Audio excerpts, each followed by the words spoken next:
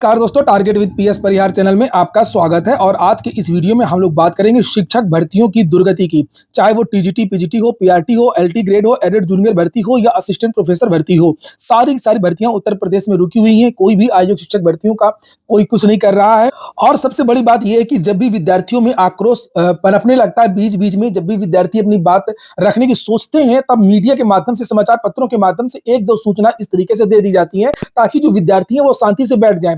कभी फर्जी exam date घोषित कर दी जाती है कि इस तारीख को आपका एग्जाम होगा। जब समय नजदीक आ जाता है तो फिर एग्जाम पोस्टपोन कर दिया जाता है।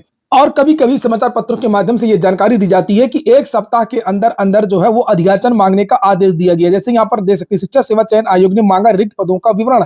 बेसिक, माध्यमिक, उच्च शिक्षा में शिक्षक भर्ती जल्द शुरू करने की तैयारी। और सबसे बड़ी बात ये, मैंने सुबह की वीडियो में भी आप लोगों को दिखाया था, लेकिन मैंने इससे ये जो सूचना थी इसके बारे में मैंने आप लोगों को सही जानकारी आपको 2 दिन पहले ही दे दी थी कि मीटिंग किस लिए हुई थी। मीटिंग इसलिए हुई ही नहीं थी, जैसे यहाँ पर लिखा है 1 सप्ताह में शासन के पोर्टल पर रिक्त पदों का अध्याचन ऑनलाइन उपलब्ध करा दें। 1 सप्ताह में पोर्टल में रिक्त पदों का अध्याचन कैसे आ जाएगा? ये केवल और केवल भ्रमित करने वाली खबर है, गुमराह करने वाली खबर है। इसका नई भर्ती से कोई लेना देना नहीं है। और जो मीटिंग हुई थी वो मीटिंग थी पोर्टल को लेकर के, और जो आई नेक्स्ट है, जो दूसरे समाचार पत्र हैं, उनके माध्यम से ये जानकारी भी दी गई है। जैसे यहाँ पर लिखा ई अध्याचन का प्रारूप संशोधित कराएंगे बेसिक व उच्च शिक्षा विभाग। ये बताइए, जब जब पोर्टल ही नहीं बना है, पोर्टल ही नहीं सुधरा है, तो कैसे 1 सप्ताह के अंदर अध्याचन आ जाएगा? पहले पहले ये बताइए, पहले ये बात क्लियर करिए कि 1 सप्ताह में पद आ जाएंगे या 1 सप्ताह में पोर्टल बन जाएगा। दोनों खबरें आज के समाचार पत्र में दी गई हैं। अमर उजाला में यह कहा गया है कि 1 सप्ताह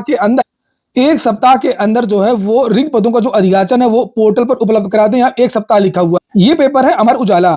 और दूसरा समाचार पत्र जो स्पष्ट करता है कि मीटिंग किस लिए हुई थी, लिखा ई अध्याचन का प्रारूप संशोधित कराएंगे। हम पिछले कई महीनों से सुन रहे हैं कि पोर्टल में गड़बड़ी है, उसको सुधरवाना है। इस तरीके की जो खबरें बीच बीच में आती रहती है वो भ्रमित करने वाली खबरें और कुछ भी नहीं है। सही बताएं तो ये आयोग कुछ कर ही नहीं रहा है। अगर भर्तियां नहीं करवा पा रहा है, एग्जाम नहीं करवा पा रहा है, अगर ये नई भर्तियां भी नहीं निकाल पा रहा है, तो कम से कम टीईटी ही करवा दे। विद्यार्थियों को ये कहना, ना तो ये टीईटी करवा रहा है, यूपीटी ईटी जो पिछले लगभग 3 साल से नहीं हुआ है, ना तो ये पुरानी भर्तियों की परीक्षाएं करवा पा रहा है, और ना ही ये नई भर्तियों का विज्ञापन जारी कर रहा है।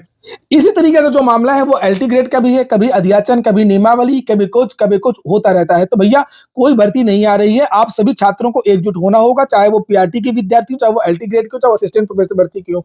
अलग अलग आप लोग करेंगे तो कुछ नहीं कर पाएंगे। ना तो आपकी संख्या ज्यादा हो पाएगी, ना ही आप लोग बहुत कुछ बड़ा मुद्दा बना पाएंगे। इसलिए उत्तर प्रदेश के जितने भी छात्र हैं, सभी भर्तियों के जो पीड़ित छात्र हो, वो एकजुट होकर के संवैधानिक तरीके से अपनी बात को रखें।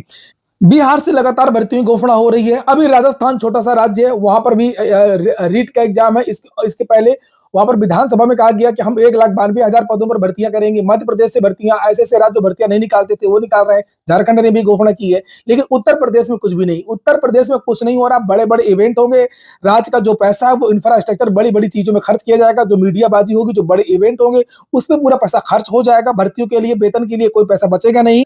आप लोगों ने देखा होगा कि बजट में उत्तर प्रदेश में जो 6 लाख रिक्त पद हैं उनको भरने की बात नहीं की गई। इसके साथ साथ में ऑफिशियल रूप से शिक्षा मित्रों का वेतन, आंगनवाड़ी का वेतन, आशा का मानदेय, संविदा कर्मियों के लिए कुछ भी चीजें नहीं कही गई। तो इसको लेकर के चूंकि विधानसभा में सत्र भी चल रहा है, तो विद्यार्थी एक ट्विटर अभियान रखने वाले हैं।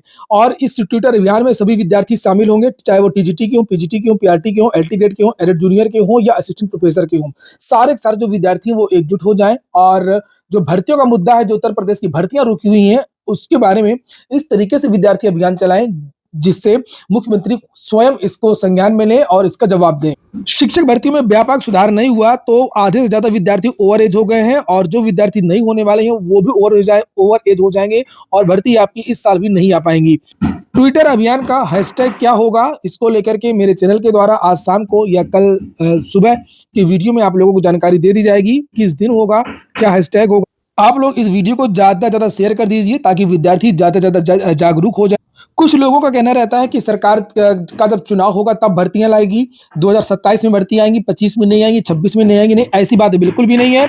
सरकार की प्राथमिकता में पहले भी रोजगार नहीं था, अभी भी नहीं है, आगे भी नहीं रहेगा। 27 में भी भर्तियां नहीं आएंगी, क्योंकि सरकार के पास चुनाव जीतने के लिए दूसरे मुद्दे रहते हैं। आप लोगों ने देखा होगा 2024 में जब लोकसभा का चुनाव था, तब भी बहुत दबाव था। बहुत सारी जो पार्टियां थी वो रोजगार का मुद्दा बना रही थी, लेकिन उत्तर प्रदेश के मुख्यमंत्री के द्वारा रोजगार को लेकर के कुछ भी नहीं कहा गया है। तो रोजगार को प्राथमिकता देना ही नहीं है, और इसीलिए आप लोगों को ये एहसास करवाना है कि रोजगार भी उत्तर प्रदेश का प्रमुख मुद्दा है। हालाँकि इसकी वजह से उत्तर प्रदेश को हार का सामना करना पड़ा था लोकसभा चुनावों में और जिन लोगों ने रोजगार को मुद्दा बनाया था, उनको इसका लाभ भी मिला था।